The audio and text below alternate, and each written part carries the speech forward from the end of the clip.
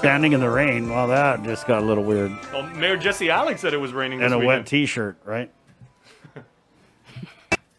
Hi, Mayor. Good morning, Good Mayor. morning. Good morning. Monday. Mayor, I guess we'll just first start as we get our weekly update here with the Mayor's Council of Guam. President Jesse Alig, the tragic news, the loss of former UMATIC Mayor Daniel Sanchez, right, over the weekend. That's right. I don't have too much information, but on behalf of the Mayor's Council of Guam, I want to extend our condolences to the family of former Mayor Danny Sanchez. I know that it seems to have been a tragic experience down in UMATIC, and we're hoping that, the people are brought to justice and their family can find peace in the end. So yeah, that was definitely difficult for Easter. Right. But of course, on the other hand, we want to, on behalf of the mayors and the vice mayors that work so hard together with our coworkers, we want to wish everyone on Guam a very happy Easter, and we hope that everyone enjoyed themselves with their families and their friends and stayed safe. What was it like in Piti? Oh, it was quiet in Piti. But it rained. That was different for sure. It rained on Good Friday. It rained on Easter Sunday. It rained on our parade, like I told our residents. Literally. So, literally. So we ended up doing a last minute drive-through, and it worked out. The kids were still so excited to see the Easter Bunny. So instead of hanging out at home, they drove down to the mayor's office and picked up their treats. And so they did find some golden eggs. But for the PD residents that did not get the information, we're still passing out eggs today between 8 to 5 at the office, and they still have a chance to win a golden egg. So there's still opportunities to try some Easter treats from us at the PD mayor's office. Mayor, I know mid last week they upped the social gathering limit from 25 to 50. Did you see that impact at the village level? I know you said it was quiet, but were people having their Easter gatherings? No, I drove around. Because of the rain and because of our planned parade, and I really didn't see a lot of families gathering more than they typically do. And it was very nice to know that still, even though that the gathering was lifted to 50 or raised to 50, that families were still being cautious. I mentioned earlier about the hotels, because typically our family, one side of my family does hotel and the other side does something else, and we tried to make reservations ahead of time, and the hotels that were open were fully booked. So we ended up doing breakfast at one of the hotels, which was very nice because it was very calm and not as crowded. But I just wanted to see what everyone else looked like at the brunch time. I'm sure it was full because, like I said, their reservations were all booked. So yeah, but, it seemed like everyone had a safe time.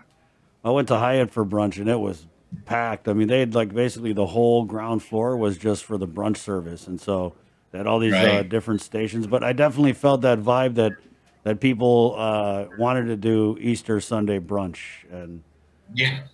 Well, we went to the Hyatt for breakfast, so we saw them setting that up, and I thought, wow, I wanted to eat all that food, but I didn't know if I wanted to stay in line and be with all that was the people. thing. Yeah. There was a line, right?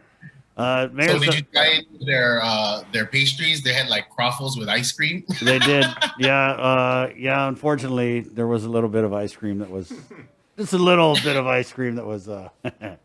Mayor, let's talk stray dogs roundup. Where are we at for this week? We had Cyrus from Gain on last week, right, Bree? Yeah, we did. I didn't hear that interview, but I know that we're still, gosh. So Tamuning collected at least 60 dogs already, and I know that they're continuing to collect more. I do have a breakdown, and I apologize that I can't give that to you because I don't have it. I don't have access to it at the moment. But there are several villages that are turning in dogs as well, and not just waiting for the roundup to happen in their village. And of course, we have an SOP with the mayors and Gain, and we typically would call Gain in advance to make sure that they have room. And so far, we haven't had any issues, but there's times where we're going to have to hold on to some of the dogs that are caught because the capacity is at gain is full. So I know on that end, we're continuing to do a roundup in many ways at different villages, but on the long-term side is, we're still, all of that is still in the works, and you know about all of that already. We've talked about several options there, and so those options still remain on the table. And but I'm very hopeful about those long-term solutions. I wanted to ask if you had any position or maybe just the sentiments in the community over there in Piti about this bill that's going up for a public hearing at 2 o'clock this afternoon regarding silencers. And I believe there's a gun range in Piti. Is it Right, there is. loud? Or, No, it's not. It's away. It's in the Haleguas area of Piti, or Sasa, so it's kind of away from the neighborhood. Right. And up in the mountains, we say. So yeah, we don't typically hear anything from there. We've never had any real issues with the range, the shooting range up there. So I don't think that's going to pose a big problem for us in the village. okay. What about an update on whether or not the mayors are getting any of the 600 plus million in American Rescue funds, the direct appropriation to the governor's office? Like everyone else, we're on our knees and praying. So we're Praying still, right on your knees and praying. yeah. Sometimes that's all we're all, that's all we could do. And so we continue to check. Of course, there's some money coming to us from the Education Stabilization Fund, and that it's still stimulus related, but it's not this from the 661. And so we're working actively on a plan for the use of that money and presenting that to the Lieutenant Governor by tomorrow. So now I know that several villages have already submitted a plan to use that money for an after-school program and for summer school program. And we're hoping that the money can be drawn down soon enough so that they can execute their programs. Now, this is not to be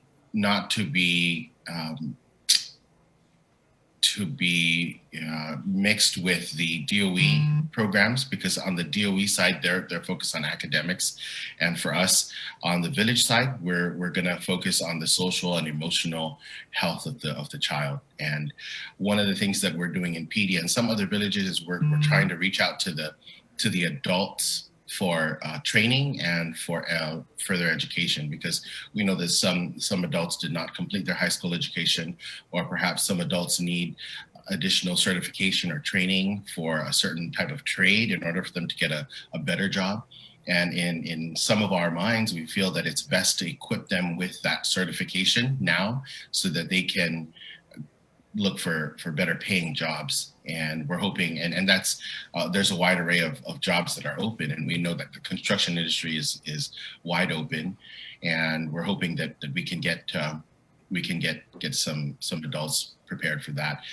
I know there's a wide an interest in HVAC, and so we're certainly going to include that as well. And the best part about it is it's brought to the village level, so that the residents don't have to travel far if they have no transportation or limited transportation. And we're certainly going to try to provide childcare or something for their child to do while they're receiving certification, because that's also another barrier to their education, is that they perhaps have children and are not able to get a babysitter or someone to care for their children while they're receiving an education. So we're definitely looking into those options, and that's really to fight poverty for us in Piti and hopefully in the other villages, because we can't expect adults and our residents to get a good paying job if they're not equipped with the proper tools and the certifications. So we're hoping that that's going to work out, and that's all part of our plan from the Education Stabilization Fund. And speaking of education, the mayors are also participating, it appears, and helping with GDOE's PATH program, right? I think that starts this week with the distribution. That's correct. That is correct. I don't have information on it, but I do know that there are joint efforts. So of course it helps because then it subsidizes what we need to get from the SF for the villages. So there are some the larger villages that are participating for sure. One of the issues that DOE I think is seeing is that the community learning centers are also not utilized to its fullest potential, and we're hoping that with the community based or the mayors based programs, we're going to see more participation because it's perhaps a little more homey and not going to school, perhaps, so hopefully we could see more enrollment on the community level side, and then we can balance it out with the education, the academics. Okay. But this week we have our regular meeting, and so we have a lot going on at our regular meeting this Wednesday. We have some guest speakers. We're definitely going to be entertaining the Relay for Life group and AmeriCorps, because we're trying to see if we can involve ourselves with AmeriCorps in all the 19 villages so that they can assist us with the after school program as well, and the summer school program. One of the things that we do in PD is we utilize AmeriCorps for the after school program, which provides homework assistance and mentoring. And we've found that nowadays a lot of our children need to talk to somebody, and perhaps it couldn't be mom or dad, and it may not even be the older brother or the sister. So if we can have mentors that are available for these students, then perhaps they will be able to share what it is that they need, and so that we can provide the proper service or the proper assistance. So we're definitely looking forward to that, as well as we're going to be discussing in one of our committees, our standing committees, our Legislative and Finance Standing Committee, two bills that had a public hearing, and I believe they were both introduced by Senator Ada. And the first one was the Tourist Attraction Fund. Has to do with the Tourist Attraction Fund, and I'm interested in it, and I'm definitely going to present it to the council, because one of the things that's interesting about it is, as the Mayor's Council and as the NGOs in the different villages, they'll be able to compete for these grants as well for their festivals and for their projects in the village as it pertains to culture and Guam. And the other thing about it is, and the good thing about it really is that we'll all be accountable. So what we produce, it has to be at a level that is acceptable for the Bureau, that is acceptable for perhaps their marketing team, in order to meet the needs of the Guam Visitors Bureau and of course our island community. So that's interesting. We do have the Mayor's Council typically gets funding from the Tourist Attraction Fund, but this is separate from what we typically receive every fiscal year. And then the other one is the other bill that I think Senator Ada introduced, and I don't know the numbers, but I know what it's about. It's the qualifying certificate and how that helps the community. So that's kind of a GIDA issue, where the businesses that are issued qualifying certificates will be able to assist the villages at the municipal level with our projects and perhaps our facilities. So that's interesting, because it's not money coming out of the general fund. It's money that is actually coming from the businesses that invest in Guam. So that we'll be discussing those two on Wednesday as well, and hopefully getting support from the rest of the mayors. So we have not submitted testimony for either of those bills, because I would like to get the consensus of the council to, I think the more voices, the more powerful that is. And not only that, but if everyone buys into it, perhaps because it'll benefit their community, it'll make more sense to the senators and to the governor in the end. Mayor, what about the senior centers? They didn't make the cut in the latest guidance issued from public health. What discussions are you guys having in terms of reopening them? You guys targeting a specific time frame? The only discussion that we've had about it is until we're able to accept 100% occupancy for all the centers, we have decided not to open the centers with the governor, simply because how do you prioritize one manamko from the other? And then we're going to have malfunction come in with a joke again on us. Sorry, Chris, because it's Monday morning. Right. Mayor, so what's the timeline on that? Because, I mean, when you look at what's open, what's allowed, what's not, I don't think there's anything that isn't being allowed. Well, it's 100% 100% capacity means that they're able to accept like a stumble, perhaps. I think they have like 100 seniors. So they can't allow the 100 in because you cannot fit 100 in the center socially distant, right? So that's the problem. And then you get Sinahanya. Sinahanya has a nice center, but I know their enrollment is high because they incorporate other villages, I believe, with Sinahanya, and they can't fit all of them in there, and keeping in mind the social distancing factor. So everyone can wear masks, but they'll be closer than 6 feet, maybe even closer than 3 feet because of the space. And when they set up for bingo and when they set up for other activities, it decreases the capacity. So that's the biggest issue. And of course, the reason why they're last on the list is not because they're not thought of. That it's the contrary. They are the most vulnerable, and so we don't want to put them in a situation where they're going to be sick in the end. And it's best that we wait until it's safe. Thanks for that, Mayor. What about illegal dumping? So we're doing a whole segment this month on called Dirty Politics, where we go out to different dump sites at the village level. Just your take on this. It's a problem that just won't go away. Yeah, everyone has a different point of view on how to stop illegal dumping. I'm not convinced in any one way how this can be done. We've tried many different things. Assessing higher fines is probably not going to work as well as much as people think. Assessing more than $1,000 is going to work. I mean, if the resident or the perpetrator does not have the money, then what do we do? In the end, are they just slap on the wrist again and move along?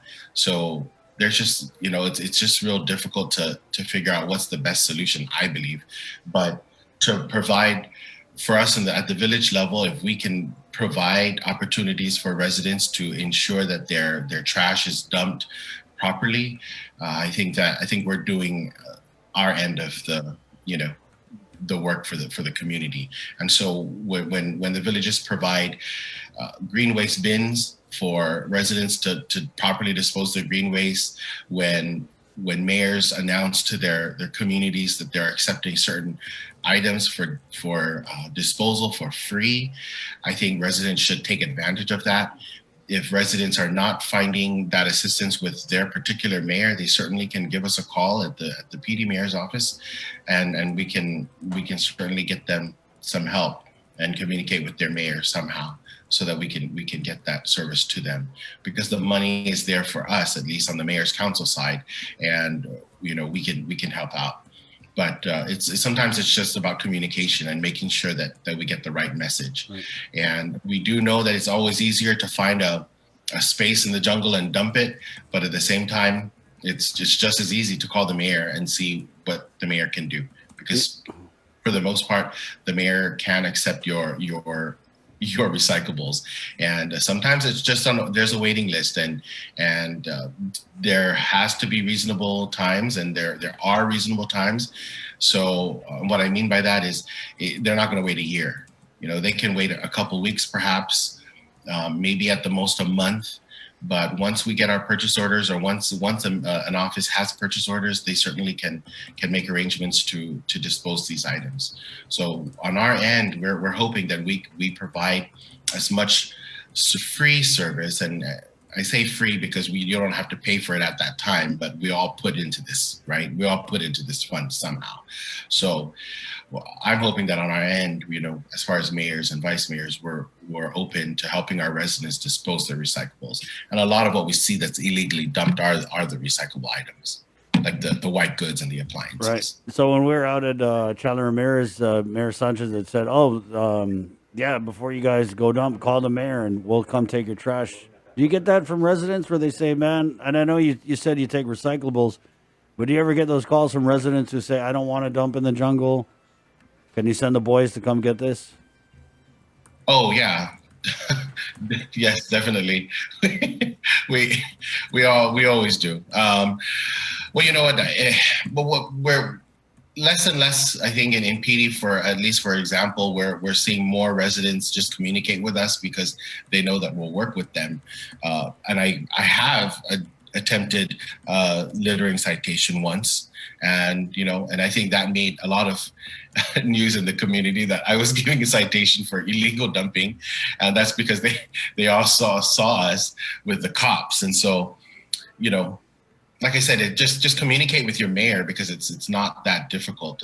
There probably may be a wait time, but at most it's a month. And if you've had it for years, can you hold it for just another month or so?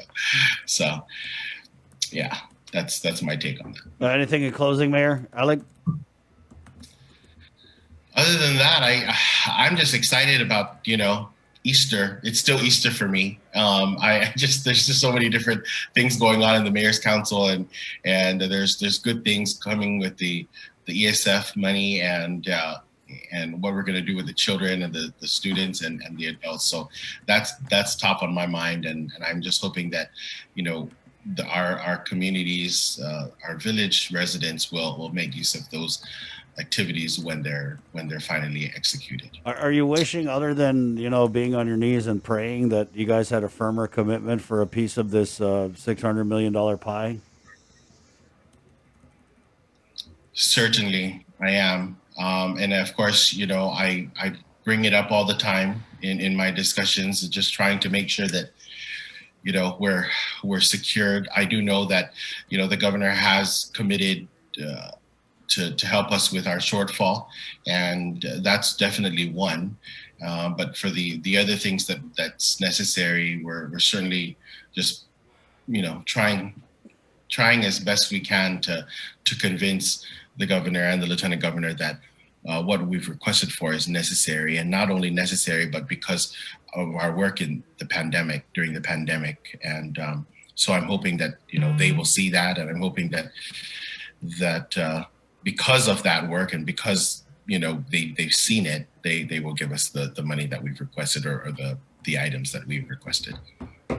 Well, like my mom's bumper sticker says, pray the rosary. Thank you, Mayor. You're welcome. You guys have a good week. We'll see you Monday. That's the Okay. Piti Mayor Jesse Alig, the president of the Mayor's Council of Guam. Piti was relatively calm. Jotnia was pretty popping as far as Easter gatherings. Jigo, Bree, how was Jigo? I'm not sure. I stayed home, didn't do anything. Did you go around at all? No. Oh, all right.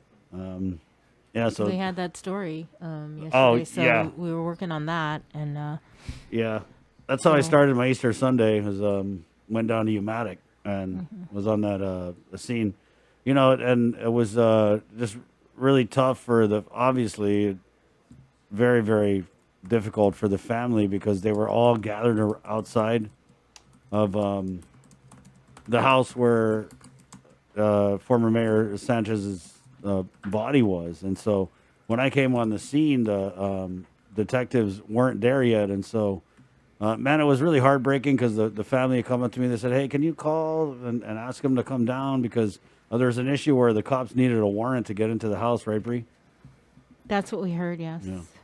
So it just took a while. Yeah, and so there was about like 50-some family members just gathered on this little road right after the bridge. So my original plan was to go down to Umatic, shoot some video, take some pics, just talk with the family members down there, and then get up to Cathedral for 9:30 Mass. But I ended up getting caught up in a conversation with the former mayor's brother and a bunch of his family members. I was late for mass, but I looked at it like, probably I was supposed to be where I was at, right, on Easter Sunday morning because, we had just had a long talk, which we'll talk about more when we get Sergeant Tapau on. But then when I was like, hey, I got to run, I got to go to church, they were like, man, can you just do one of your jokes? And so I did a little joke, and they all kind of laughed. So I thought it was kind of neat to bring some light to that very, very dark situation. Hey, it's 7:29. We're going to take a quick break.